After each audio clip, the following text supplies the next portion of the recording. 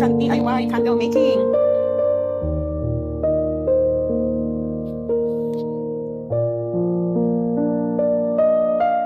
Hello everyone! Good morning Philippines, good afternoon, good evening to all people around the world. So, good evening, good morning, good afternoon to all Filipinos working abroad o OFWs. Mabuhay po tayong lahat. So, right now, today or tonight, I'm gonna make another different DIY, do it yourself. Because I have a big problem with sleeping. I have insomnia. So what I'm going to do right now is making a candle to help make me sleep, pass out, sleeping, or whatever. So here you go. I prepared already all materials and ingredients what I'm going to need for making candles. So I'm gonna make lavender or etc. whatever. Here you go, guys. See? So those are the ingredients. So I'm gonna focus to you the camera. I'm gonna focus the camera on all the ingredients so you will understand it. So here are my materials. Of course, canteens, it says 8 ounce, the lady that sell it to me. So I attach already the wicks. I use a candle to attach the wicks in here. So I have here like 6 or 7, and I'm gonna try to use the small glass. This is gonna be for me. So, and this is the different oils. I mixed it. So these are the lavender, cedarwood, chamomile, frankincense, bergamot, and sage. So these are mixed oils that can help for my sleeping. And this is beeswax that I'm gonna use also. It's optional, guys. You don't have to use beeswax. And this is the granulated paraffin wax. 1 kilo or 1,000 grams for making candles. And these are the wicks that I use to attach on the tin cans. So, yeah. And you see, I have so many oils here, different oils that I've been using for making different skincare products. So, yeah. And, of course, we're gonna use coconut oil. I measure already. And this is my scale. So, I scale this one. See, guys, it's more than 1,000 kilo, of course. 1,000 grams, sorry. So, including the plastic, because the plastic has a weight. So, we're gonna turn off this because we're done using this scale.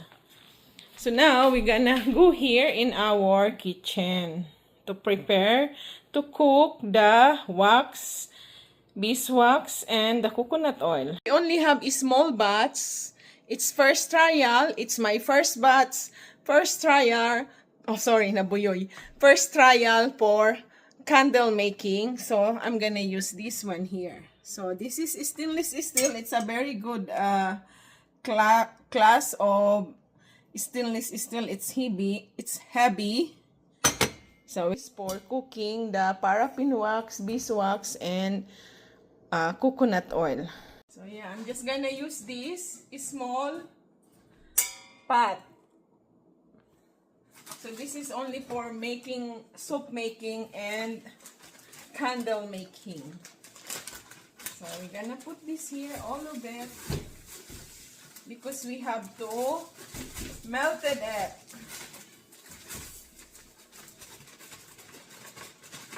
When it's melting, that's the time we're gonna add the beeswax. And after beeswax melt, that's the time we're gonna add the coconut oil.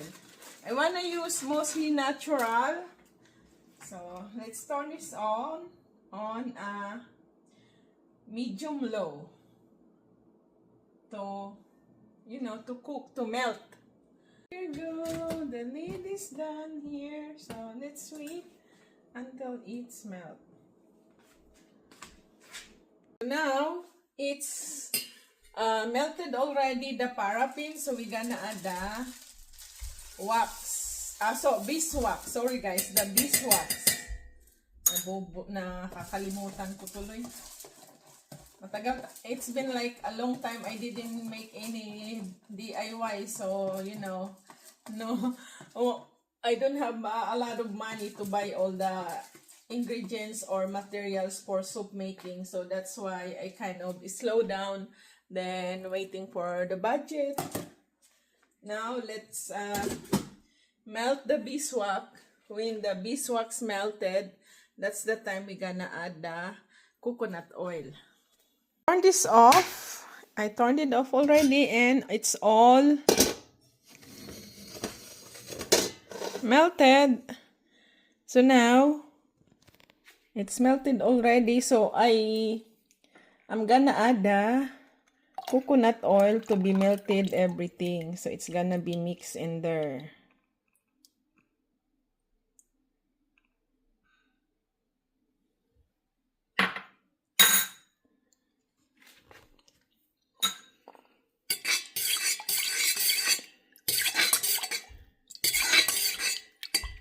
And we have to wait until it's cooled down around 58 degrees Celsius before we gonna add the essential oils that I mixed it.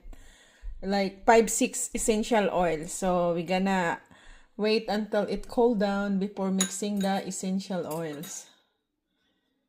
Make sure that the temperature is only 58 degrees Celsius. We're gonna try to use right now after we add the oil.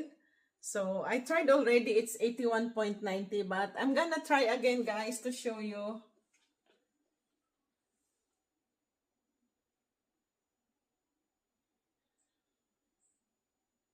Huh?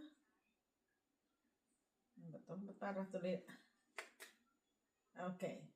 So back to normal. 34. Normal. So now it's 82.5 the heat. So we have to wait until it's 58 degrees Celsius or 70 degrees Fahrenheit. So, kagaya nito, sa noo ko, kasi itry natin kung ilan yung temperature ko. Nag-change yan guys. So, 34.8 normal. So, yan ang normal warm ng human temperature. So, we have to cool it down to add the essential oils. Because if we add the essential oils that it's too hot, it's gonna be evaporating all the aroma or smells of the essential oils that I really need it for my sleeping. So, we don't want that to happen. So, we have to wait maybe another 10-15 minutes before it cool down. Now, let's add the essential oil.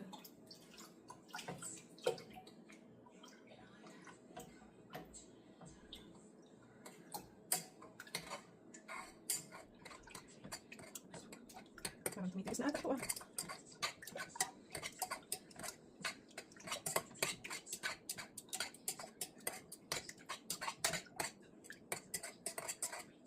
Sarap ang amoy ang bango.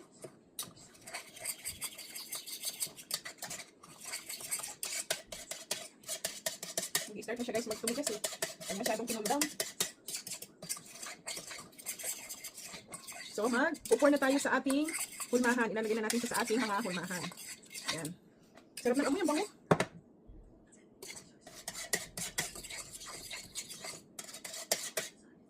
Ano na siya, nag-start na siya magtigas-tigas.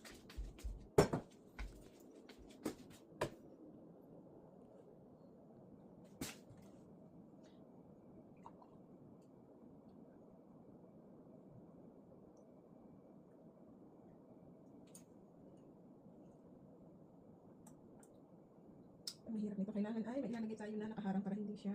Ayan guys, so tingnan nyo, tumitigas na siya agad. So it is starting to be harden the candles.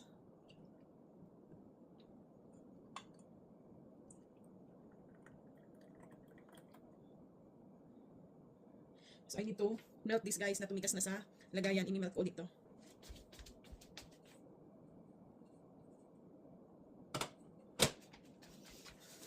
Ang bilis niya guys mag-ano, tumigas. Ayos natin to.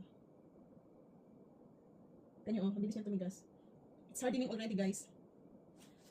Di ba guys? Ayan, ito na naman nagawa natin sa mahigit 1 kilo. Umabot siya siguro ng mga I think it's around 1.5 kilo. Ang bago. Ang sarap ng amoy. 1, 2, 3, 4, 5, 6, 7. 8 lang, 8. Tapos, I don't know the rest. I might gonna just pour in here. Or maybe I'm gonna pour in this one. So, yan, di ba? Galing. So, ayan na siya. Ang ating DIY candle making.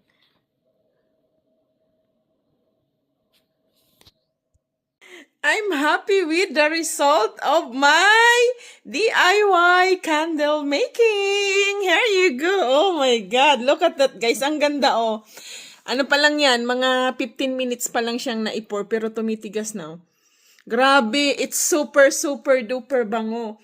Parang ang sarap kainin. Ang sarap ng lasa. Grabe. Ang sarap nung recipe na ginawa ko dito. Yung recipe ko, guys, ay pampatulog, pang knockout. Kasi nga, may problema ako sa pagtulog. Malaki ang problema ko sa tulog. Magdamag ako hindi nakatulog. Kanina, 5 a.m. na. Matutulog pa lang sana ako. Madaling araw. Biglang nag-alarm na naman ng buong apartment, guys. So, nagtakbuhan siyempre, lahat ng mga nakatira dito. Sinibot ako magbado, guys. Ngani makaluwas.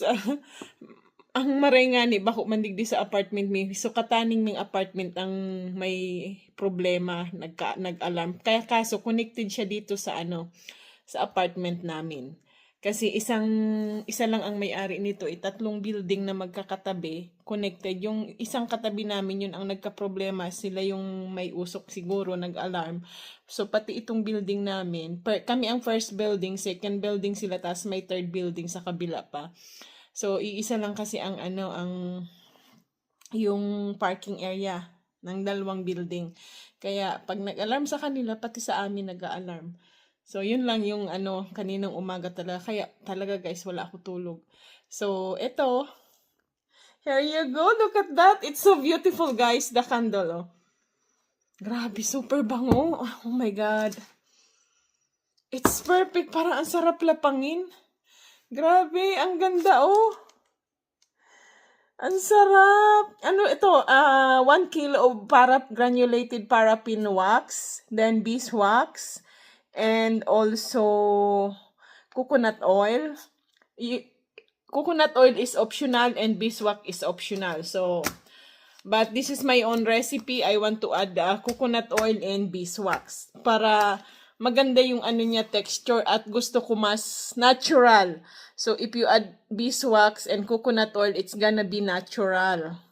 The texture and the smells is like smooth ba?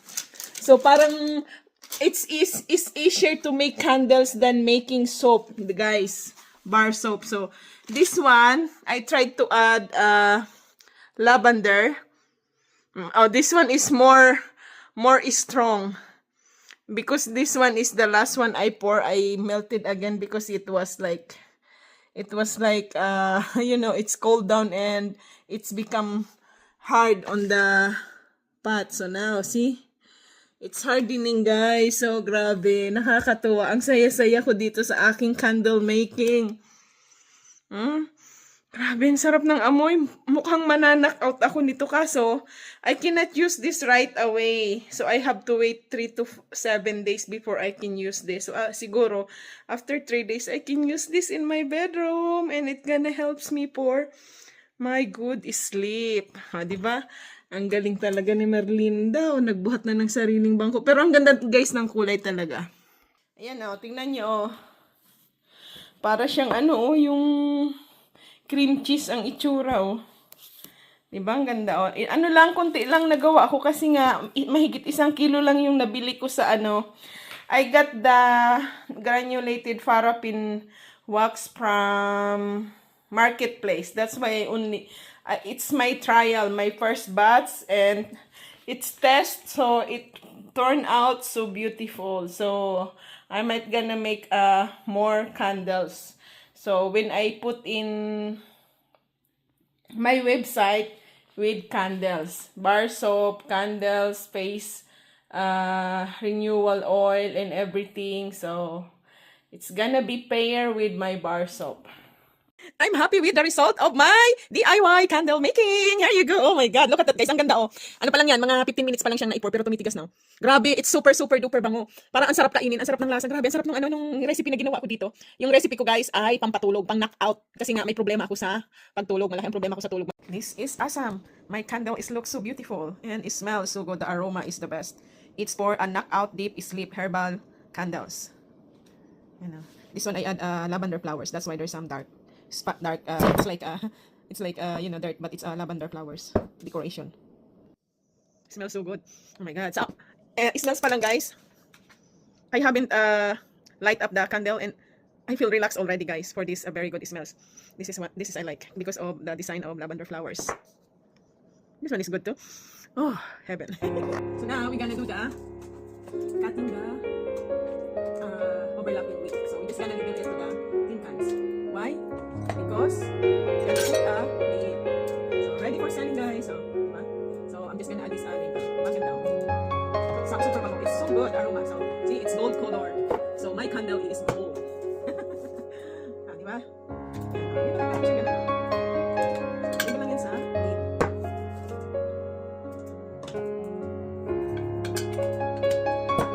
So this is overnight already and it's cooled down already, guys. Because you know why, guys? Because this one is the last 4 I did and it was stick all over the pot and then I have to reheat again and melt it again then put it here. But when you heat up in a little bit, you know, more heat, you know, the smell of the essential oils that you add is gonna go away. It's gonna be evaporated. So what I did after I pour it here, I add more essential oil. That's why this one is more essential oil. So this is because this one it's gonna stay for a long time because it's gonna finish. And it's so nice. It's beautiful. And this one is the last.